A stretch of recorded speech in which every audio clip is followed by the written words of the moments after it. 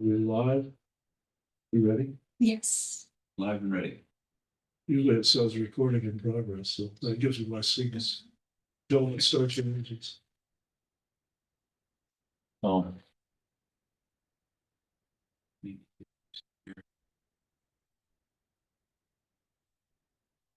I was messing with this.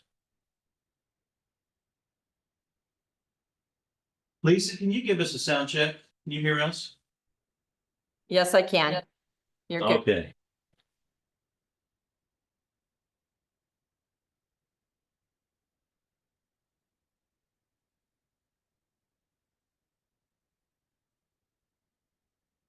Okay. We are recording and have sound. Well, we've got a special meeting in the Morrow County Commission to order, and we'll start with the pledge of allegiance. I pledge Pledge allegiance to the flag of the United States of America and to the republic for which it stands, one nation under God, indivisible, with liberty and justice for all. Okay, next up is our public comment. I don't see anybody. What we talked about, Lisa, was if you want to join in, on the conversation, we're gonna wait, since you're what we call a principal, we're gonna wait until you won't be, you don't necessarily, you don't have to be in public comment time, but you'll be in like a give and take during the conversation, if you wish, okay? Sounds great. Okay. All right, then we'll move on from public comment because there's nobody else there. And we'll go to consideration and adoption of. Do I hear a motion? I move that we accept this agenda. I'll second. Okay, all in favor? I Aye, all opposed? Carried.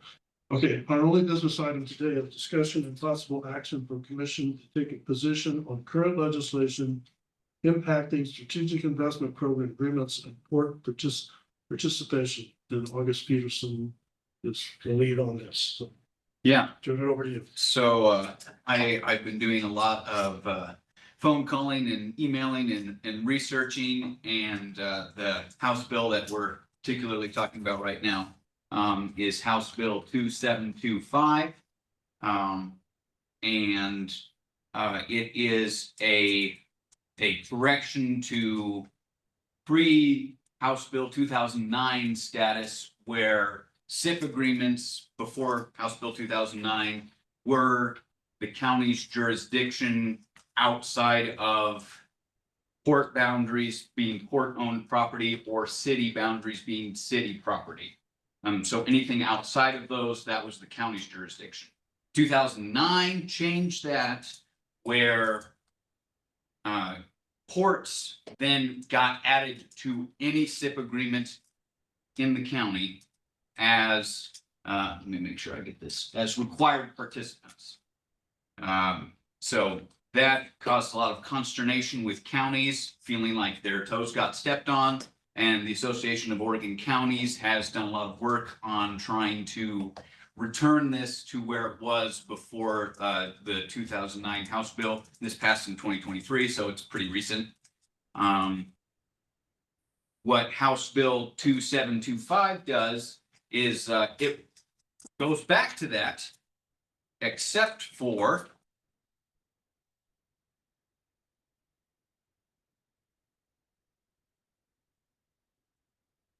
I'll wait for Dave to come back.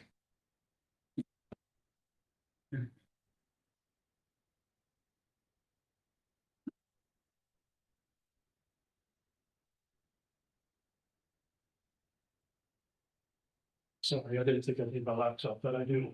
Cover sheets. Yeah, one is what. Oh, it's action is. Okay. Okay. That's fair. Thought I said something terribly offensive and you were like, oh, no.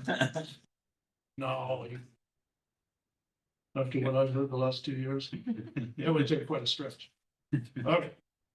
All right. No, now Dave back, I'll continue. So House Bill 2725 addresses this and returns SIP agreements outside of port-owned property and city boundaries back to the authority of the county, except for certain instances, and the current language, at least the language as of, I think 3 days ago, I didn't check this morning to see if it had changed, is that with the exception of ports with 4 or more industrial parks on the Columbia River, there's a pretty limited number of those, and that includes the Port of Morrow. It seems to me that it's very odd to have some ports be singled out while everybody else in the state gets to have that authority returned to them. And in conversations that I have had, there is a possibility of further amending that down to language that would actually make it just the Port of Morrow and just the Port of Umatilla out of the entire state. That to me seems like a significant overreach and like something that, well, I mean, just frankly, it's odd. Why are we the ones who don't get that when potentially everybody else is going to get that authority returned to them? So what I'm asking for is for the board to take a position to request the Port of Morrow to oppose this language, and specifically to address this to the Port Commission. That's my intro. Okay, I got a couple questions. Go for it. Why did this require a special meeting? Why wasn't it done next week on Wednesday? Because the port has a meeting on Monday, and I would really like to be able to go to the Port Commission and to say, this is the board's opinion. So that's why. Right, Because if why couldn't it have been, why couldn't it have been done at the next board meeting after the February 5th meeting? Because with legislation, the faster that you get your ducks in a row, the better off you are in being able to communicate with Salem. And, you know, it is entirely possible that we would have had time. It's totally possible. It's also possible that maybe it gets fast tracked. And if we wait, then we miss our opportunity to make our voice heard. So, All right, yep, just curious, thank you. Yep.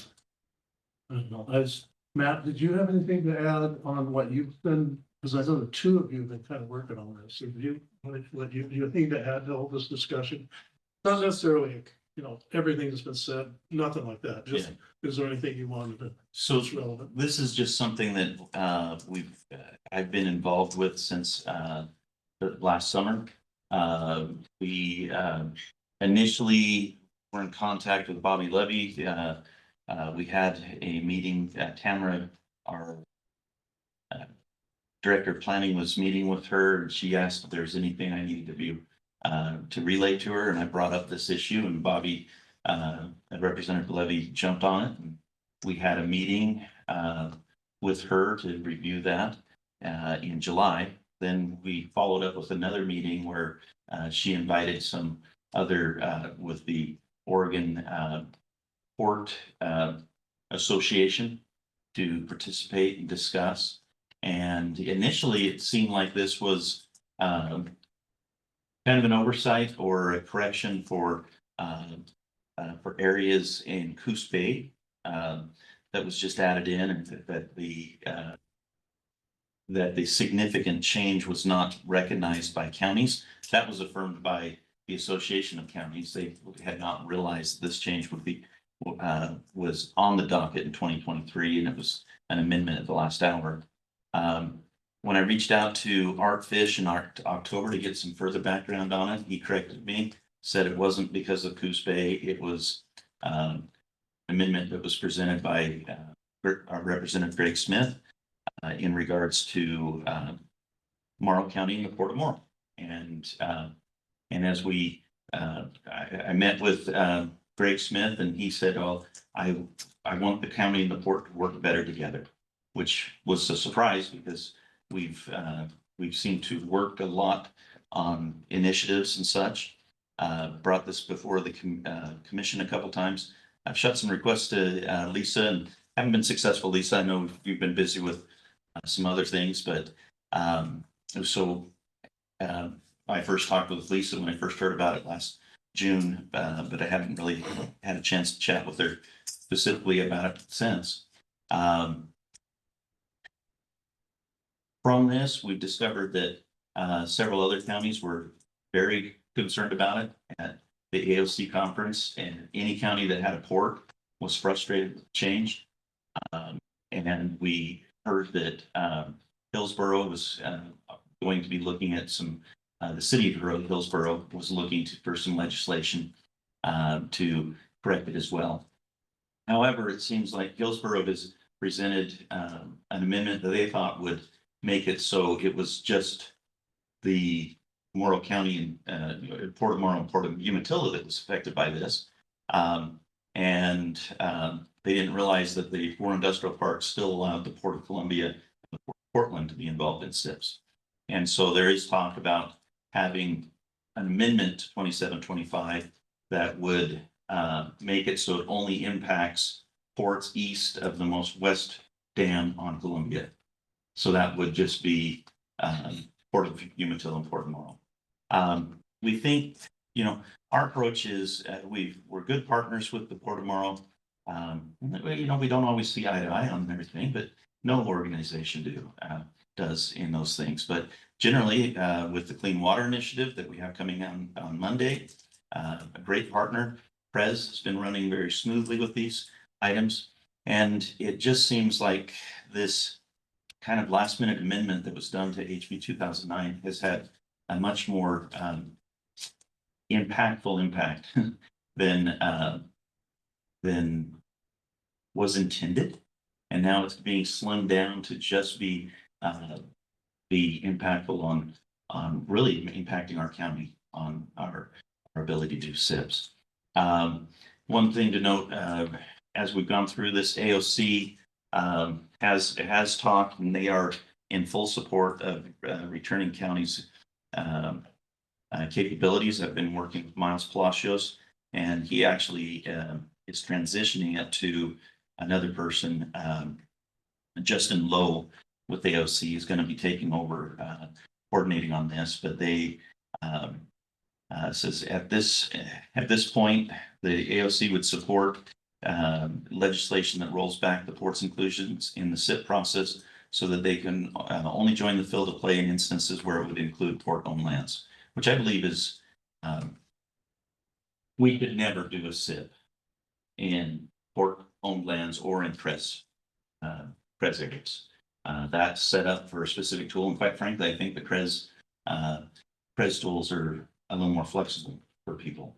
But AOC said that. Also, Commissioner Winholtz is traveling, but he sent, as he got the packet and had gotten notification for this meeting, he's flying back from a conference, but he does say, I support moving forward with legislation so that SIPs are under the purview of the county and the port has no part in that process.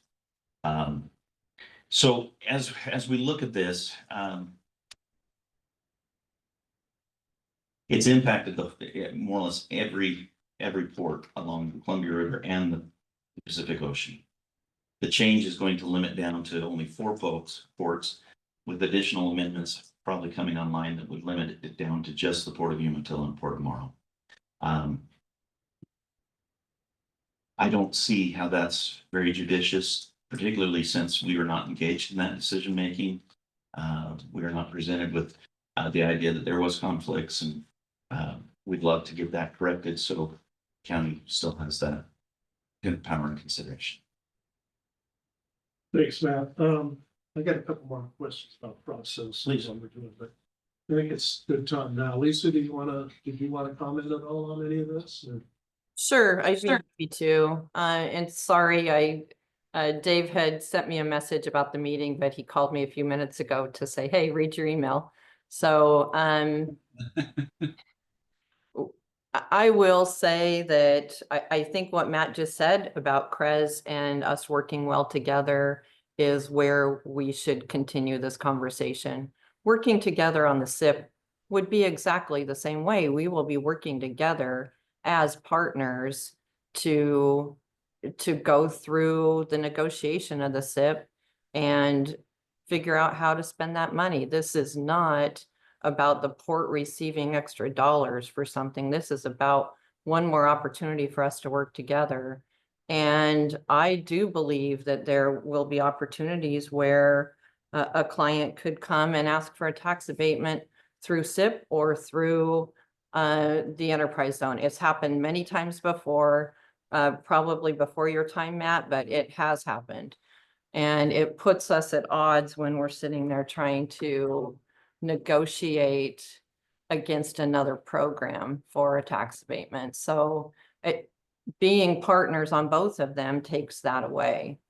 And we both represent the entire county, and it's one more opportunity for us to hold hands and work together for the good of our citizens. So I guess I would ask, why is the Port of Morrow the only port in apparently most of the state, if not the whole state, that feels like they need this in order to be partners when everybody else seems to think that they don't need it? Because right now it is a benefit and we have it. So it's a tax abatement program that can be used and we have it. Any action from this point forward would remove us. And I guess that's a decision for our commission, but I don't believe that I would recommend for them to do that. I can't tell you about other ports in the state of Oregon. Gus, as you know, we're the second largest port. We're pretty progressive. We have a lot of tax abatements in Morrow County. And this is just another opportunity to be partners at the table with the county. Yeah, I would like to say, and I'll be saying it more, I am not concerned with the current port. I'm not concerned with this particular group of individuals who are on the Port Commission and with you on being good partners. My concern is that this is something that opens the door where if we have a port that ends up being more protective or less viewing of the county as a whole as something to work in partnership with, that then we've got a problem that we're stuck with. And that's my big concern. It's not you, it's not the current commission, it's what happens in the future if this breaks down and we're then left in a situation where we don't have a good partner, then what? Likewise, I think that's exactly the position that the port would take too, is we don't know what's going to happen to the county commission in 4 years. Your board is constantly changing and evolving. If we're partners, we're partners. And we have a lot of projects that we're working on together, and we can continue to create a better bond. You mentioned potentially SIP agreements and CREZ coming into conflict. Can you think of a specific time that that's happened? We have had projects come to us that have been to the county to ask for a negotiation of a SIP agreement. Could you say a specific one? Just for my understanding. Well, the most recent that I could tell you about is Amazon with the enterprise zone agreements that they negotiated. They had 5. One was outside the current boundary of CREZ and it became a SIP. All of those projects could have been SIPs. So I guess that gets to my concern of if the port is a required participant in all potential SIP agreements, the port would then be motivated potentially to object to SIP agreements in an attempt to lure people into CREZ agreements and remove that tool from the county's toolbox. And again, I'm not saying you would do that, but it's a concern of if we can only use CREZ because that's the way it ends up shaping up, then that removes that as a tool that we can use. And it doesn't seem right to me that the port gets to decide that for the entire county. And that's my opinion. Exactly the same with SIPs. I don't want to sit and argue. I understand where you're coming from, but if you take your thought process and turn that around the other way, it's the same situation. And if we're working on both of them together, that wouldn't happen. Thank you, Lisa. I want to work with you guys. We can do this together. Any other comments, Lisa, you want to make, or No, do anybody else have any questions, of Lisa? Okay. Thank you very much. We appreciate it. Okay, so we're gonna discuss a little more. My process question I was trying to. Now, this letter goes to the Board of Morrow. Is there a reason that that there isn't a letter to appropriate legislators or other people that shows our position? I know we've had verbal, but there's nothing before the commission. This is a joint, I mean, it's all three, but tell me again, yes, what the process is in Salem So. and who's involved with getting this changed. So, the advice that I have gotten in terms of, how to handle this through the legislative process is that, it is currently, this bill is slated into the Transportation Committee. And, the advice that I got was, if this is something that's really serious to you, a really excellent way to address it would be if you could have a united front in your county and you could bring this to the Transportation Committee when they have hearings on it, and you've got a united front from both the county and from the port, if that's the way that it would shape up, then that would be a scenario where it could be killed in committee, where the Transportation Committee might look at it and say, yeah, the local government is united and does not think that this is what is right for them. Why should we oppose them in this for language that seems to be specifically to them? Let's go ahead and accept. That's the advice I've been given on how to handle that legislative process. And so this would be a step in us, I don't know what the Port Commission's actual decision on this will be. I have hopes, but that's not something that I know. And this would be a letter explaining to them our view and our request. And then they do with that as they will. I would love if the Port Commission was in agreement with us, and then we could take that agreement to Salem and say, we are united in this, and we think that this is an overreach, and we would like for this to be removed. That's Okay, the process. To build on that, Chair, if I could add on, in our meetings, we have, in my discussions with Representative Greg Smith, individually, and then just even in the most recent meeting this last Monday, with Representative Bobby Levy, Mark Landauer from OPPA, and from the lobbyists with Hillsborough, it was relayed to us that if we had the port's buy-off, that they don't need this, there'd be no problem taking this out of legislation. That this was a specific request headed by Greg Smith on behalf of the Port of Morrow in order to add that consideration. And so rather than making this a big political battle, they're looking for the road easier traveled. We don't see an official action by the Port of Morrow that asks for this legislation. So the letter to the Port of Morrow would be more or less the Port Commission. If we bring it up to them, say this is the impact of it, can we have? We'd like to get your feedback.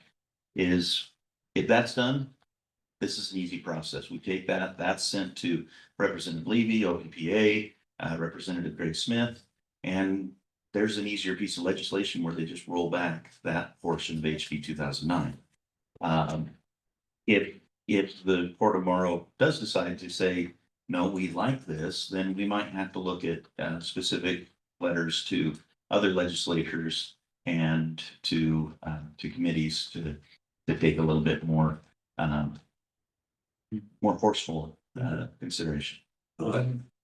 Because, in the letter it says we request the Ports Commission formally state, now it doesn't really say a letter or anything.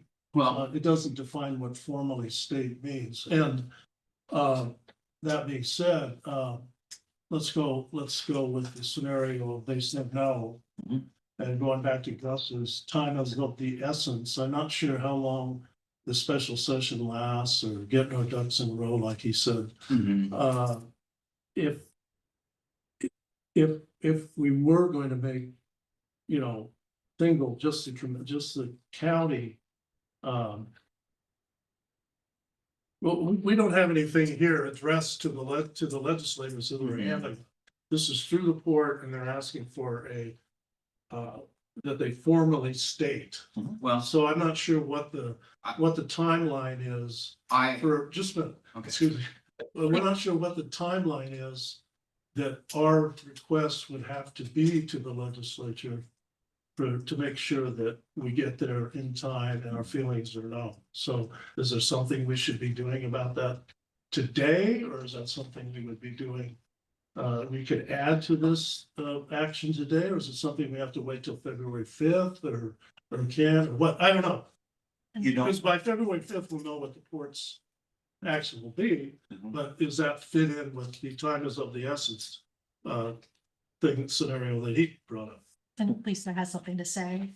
Sorry, I didn't want to just pop in. I wanted to let you know that the statement about us bringing this forward wasn't quite accurate. This came to the port in the last legislative session, driven by the city of Hillsborough, it wasn't the Port of Morrow. It was driven by the city of Hillsborough, and we were called into a meeting with all of the Oregon ports that were affected, which is about 7 in the state. So I just wanted to clear that up. thank you, Lisa. so that was during the 2023 legislation? This Hillsborough initiated this? Yes, So they wanted ports to be involved in SIBs. no, Hillsborough wanted ports out.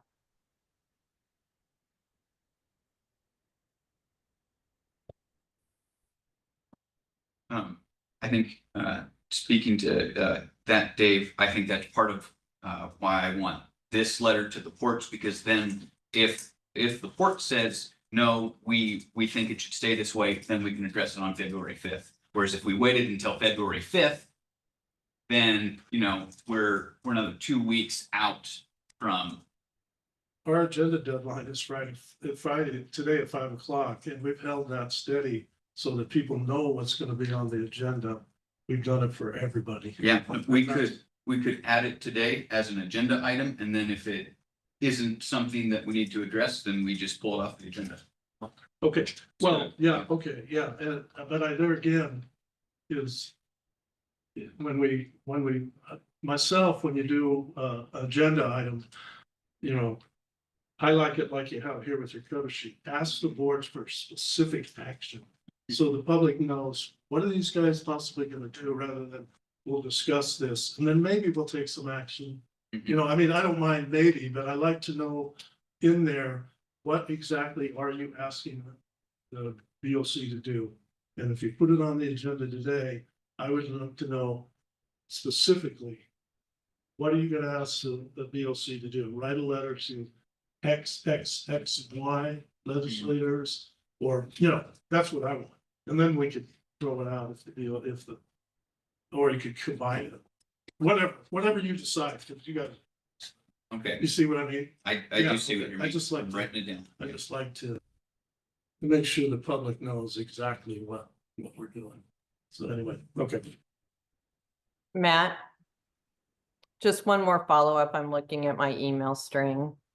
It was January of 2024 when it was first brought to our attention through OPPA that Hillsborough wanted to remove ports.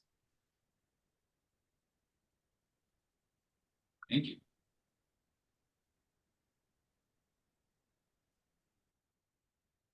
Okay, any other discussion or questions back and forth on this?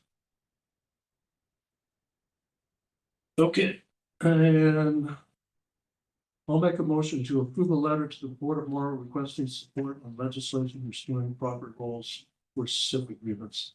And it refers to this letter. Yes. I will second that. Been moved and seconded. Any further discussion?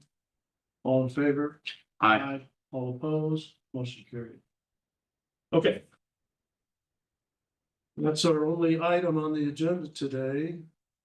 We don't even have a good of the order deal, so we're just done. So with that, Thank you. I'll go write up